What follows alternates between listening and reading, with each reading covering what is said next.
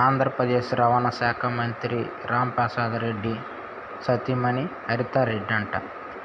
ఆమె ప్రజల చేత ఎన్నుకోబడ్డ నాయకురాలు కాదు, ఏం కాదు. వాళ్ళ ఆయన ప్రజల చేత ఎన్నుకోబడ్డ నాయకుడు, ఎమ్మెల్యేగా. అతనికి మంత్రి పదవి ఇచ్చాడు చంద్రబాబు నాయుడు రవాణా శాఖ మంత్రిగా.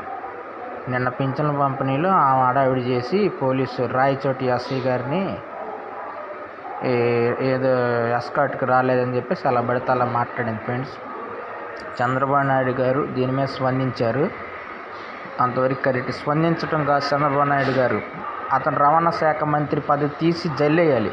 ఉండకూడదు. అతను రవాణా శాఖ మంత్రి పదవి తీసేసి వేరే వాళ్ళకి ఇవ్వండి పదవిని. అప్పుడు క్యాబినెట్లో ఉన్న మంత్రులు కానీ ఎవరైనా కానీ భయపడతారు. మీరు ఇలా స్పందించామని చెబితే మళ్ళీ ఇంకోళ్ళు చేస్తూనే ఉంటారు. దీని మీద మటుకు ప్రజల తరపున మీకు ఓట్లు వేసింది సక్రమైన పరిపాలన చేస్తారని చెప్పేసి మీరు ఇలాగా దురుసుగా ప్రయత్నం చేస్తే చూశారుగా వైఎస్ జగన్ గారిని ఏమైపోయాడు. ఎప్పుడైనా ప్రజలను నమ్ముకున్న వాళ్ళు, ప్రజలకి సక్రమ పరిపాలన ఇచ్చిన జీవితంలో ఎప్పుడు బాగుంటారు.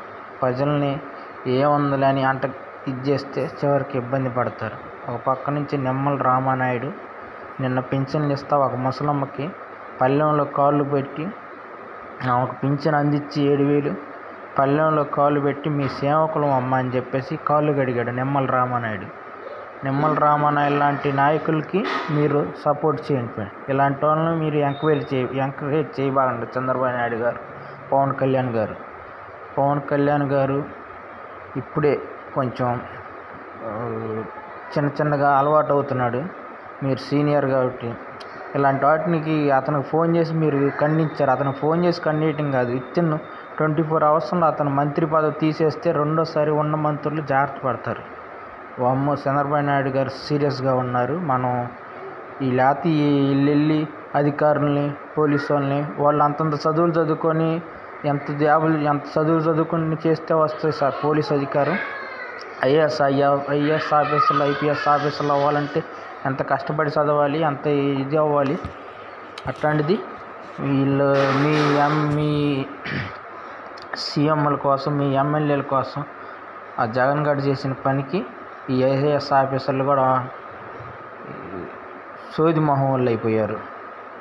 అంతలు చదువుకొని ఎవరైనా సరే ధర్మం రక్షిత, ధర్మాన్ని నువ్వు రక్షించు, ధర్మం నిన్ను రక్షిస్తుంది. దాన్ని ఫాలో అవ్వండి. ఏ రాజకీయ నాయకుడికి, ఏ ఆఫీసరు తలొగ్గాల్సిన పని లేదు. మీ జాబ్ మీరు పర్ఫెక్ట్గా చేయండి. తప్పుని తప్పని ఖండించండి, ఒప్పును ఒప్పుగా చేయండి. చట్టం తన పని తను చేసుకెళ్తుంది. మీరు నిన్న చేసిన దానికి చాలా ఇబ్బంది. ఆంధ్రప్రదేశ్ ప్రజలు మిమ్మల్ని ఎన్నుకున్నారు మంచి పరిపాలన అందిస్తారని చెప్పేసి. అలాగా 2029లో కూడా మళ్ళీ మీరే అధికారంలో రావాలని కోరుకుంటున్నాం. కాబట్టి కొంచెం మంచి పద్ధతిగా బిహేవ్ చేయండి. లేదంటే జగన్ ప్రభుత్వం వాతాల పాతంలోకి వెళ్ళినట్టు మీరు ఇబ్బంది పడతారు ఫ్రెండ్స్.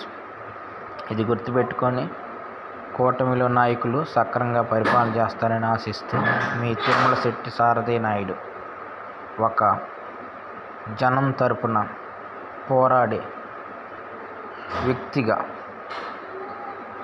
నీతి నిజాయితీ గల వ్యక్తిగా మాట్లాడుతున్నాం.